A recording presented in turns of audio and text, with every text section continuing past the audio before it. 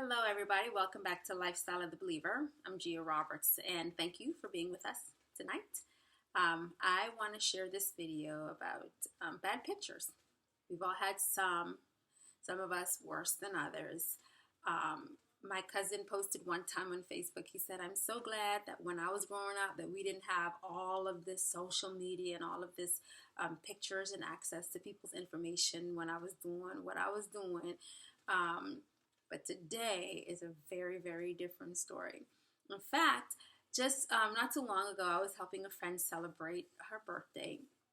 And we had a good time. I enjoyed it. And people were taking pictures. And I ended up seeing a picture of me on Facebook. That was awful. It was like a really bad picture.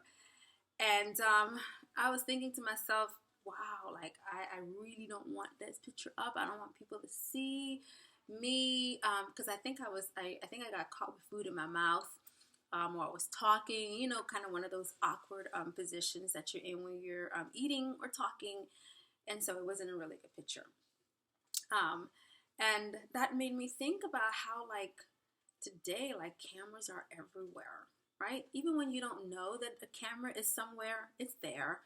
You're driving your car down the street, there's a camera on the pole. You're at the store, there's a camera in the store. There's a camera in the classroom. There's a camera at the church. There's a camera everywhere you go. You go to a party, there are tons of cameras there. Everywhere you go, there's a camera. And somehow we still try to be in control of like what images go out there of us. And when we know that somebody is taking a picture of us, we kind of get our little cute pose, because we don't want to go down in history looking horrible. So when we know that there is a picture being taken of us, we put on our cute face and we go to the right side or the left side, whichever is our really good side. That's the side we go on to take our picture. But sometimes people are taking pictures and we have no idea that the picture is being taken and it's out there, and we're really concerned.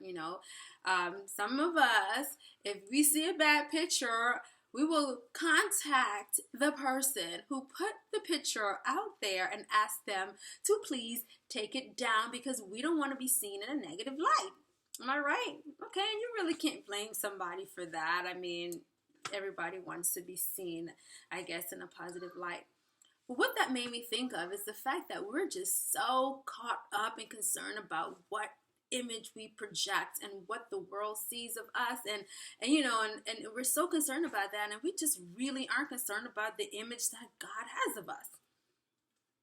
I'm gonna let that marinate for a minute, a couple seconds.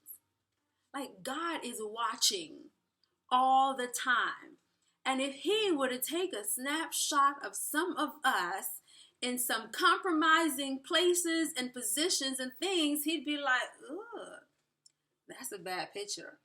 That's really bad. You might not want to do that again. God is always watching. Like, why are we so concerned about our image that the world sees and what we project on social media and what people think, but we don't really care as much about the image that God has of us? The Bible tells us in Ephesians, the 4th chapter and the 1st verse, He says that we must walk worthy of the vocation that we have been called for. What does that mean?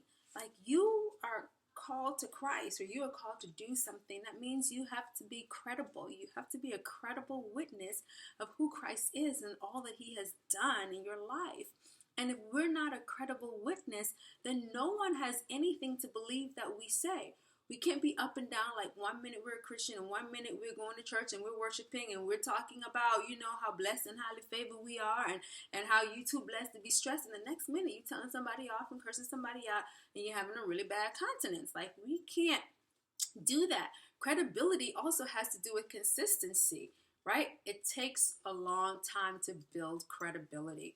Meaning that if you really want to be a credible Christian and a credible believer, you can't be flip-flopping, because every time you build credibility, you crash it down again. Think about it like your credit, right? Or your credit score.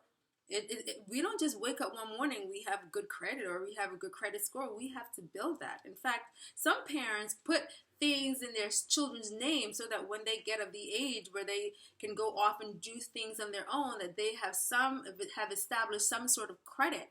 So, but you think about it. It takes years and years to build really good credit. You miss a couple of payments and see what happens to your credit score. It goes down the tube very quickly. Same thing with us and our credibility, right? It's so easy for us to destroy our credit. And sometimes as Christians, we don't do anything wrong, but sometimes the people that are around us can bring down our credibility simply because they are acting in a certain way. And I'm like, I'm hanging out with you, so somebody is going to believe that I have the same type of credibility that you have simply because we are together. So I'm just saying, like, don't go destroying my credibility when you misbehave, or don't go and destroy somebody else's credibility when you misbehave, because our credibility is so hard to build and it's so easy to tear down. Like the Twin Towers, it took years to build the Twin Towers, but in an instant, just like that, gone, destroyed. That is our credibility. That is how easy it is for us to destroy, or for our credibility to be destroyed. So if you want to be a good witness to Christ, you need to be consistent, or of Christ. You need to be consistent, and you need to make sure that you aren't doing whatever you want to do and going out and behaving however you want and saying that you are a credible Christian. Because somebody needs to hear Christ through you. And if you're not credible, then you have lost your witness. So I hope this makes sense to somebody. Christ is watching all the time, and the camera is on, whether you want to or not. And you ought to be concerned, just as concerned about the pictures that God has of you. Where has he seen you? And what has he seen you do? And what type of things have you done that, Christ is your Father. And sometimes you think about it. If my mama saw me doing this, or if my daddy ever saw me doing this, he would be so disappointed. Or my daddy would be angry, or my mama would cry. Think of Christ. What if he saw you and some of these things that you do, and you say that you carry the name Christ, like you are his child? I don't want to disappoint my Father. I don't. I want him to be pleased with everything that I do. And there are some times where you're going to mess up. Let's just face it, right? But let's not just mess up just because we can, and because we know we have a Father that can forgive us. Right? The Bible says, should we continue in sin that grace may abound? Should we continue just doing whatever we do because we know God is going to forgive us? And then the Bible goes on to say, heaven forbid.